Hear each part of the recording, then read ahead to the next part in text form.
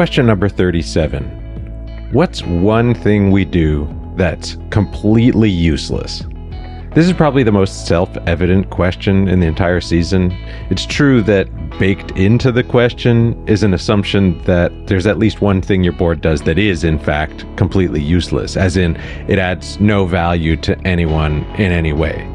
Maybe it's a routine agenda item that's lost its purpose over time. Maybe it's the way people put up their hands only to say, yes, I agree with what the last person said, and let me tell you why for the next 5 minutes. Maybe it's the way you use Robert's rules. Maybe it's the fact that the board insists that management create reports or other information that we know nobody cares about or will read.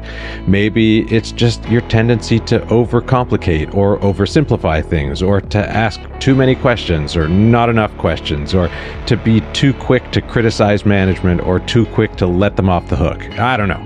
It could be anything, really. Whatever it is, I know there's something.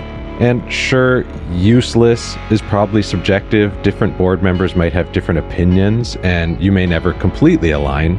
I just sometimes like framing questions in extremes because it can be easier to come up with useful ideas. Like, this question would probably generate way less useful answers if it were, what's something you might do that could kind of be a little bit less useful than maybe some people probably wish it were?